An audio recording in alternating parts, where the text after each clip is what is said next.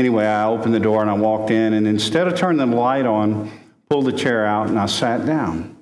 And I'm kind of rolling back and I'm looking, and in front of me is the whiteboard over my desk.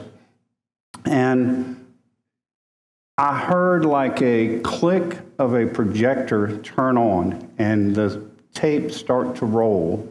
And in front of me appeared, call it a vision, an image, a picture, whatever you want to say, rolling. I mean, it was action, it was moving. And I felt drawn into this scene that was playing before my eyes. And it was pulled into a desert environment. And I see men dressed in thobes and guttras or robes, whatever you want to call it, coming through the desert, a man out in front, behind him, 4 men carrying what was the Ark of the Covenant, covered. Behind him, a cart, an oxen, and another cart. And I'm watching this scene come by me, and the man in front turns, and it's almost like telepathy. To me, I don't hear his voice, but I hear a voice internally say, "This is the Ark of the Covenant, and we are taking it to the place that it was built." And I just absorbed a moment, looking around at the terrain, just trying to see. You know, I remember just being amazed. I could almost feel the air and smell the smell. And then poof, it was gone. And I rolled back, and I mean, I have never had a vision or a moment like that in my life. Very skeptical of people that have said, "Oh, I had this vision, I died and went to heaven." I did die, and I had an experience, but it's still, I don't relate to it that way. And so I'm puzzled and dazed, and I stumble out of the building, and I walk down a long corridor of a pipe rack, we called it, with lighting, and I still remember the end of it, and I was just replaying this thing in my mind. Was this real? I mean, did this really happen? And what does it mean? I didn't even know where the Ark of the Covenant was built, to be quite honest. I mean, I didn't know enough about it to say, "Yeah, that's something really, really significant." I knew it was powerful, but I didn't understand the details. And I remember working my way at 11 o'clock, came out of the refinery, and here she comes around in our truck because she picked me up. And we lived in the community, it was close, and she would drop me off at 3 and then pick me up at 11.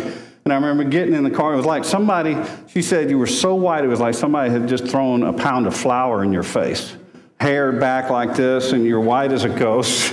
He was. I didn't know what had happened. I thought he was sick. Did I get hit by steam or something blew up? What was going on?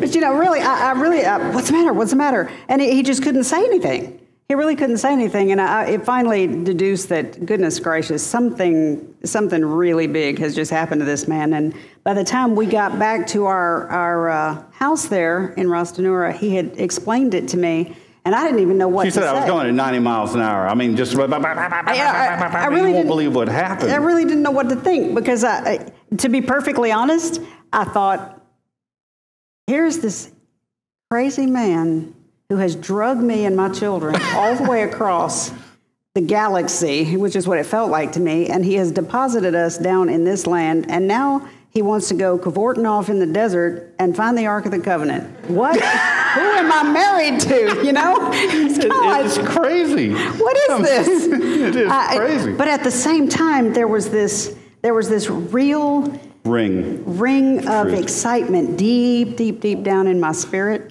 that I was really trying to squish, because you know I didn't really want to have to do with this at first, and I thought, oh, here goes another harebrained idea, this guy. But you know what?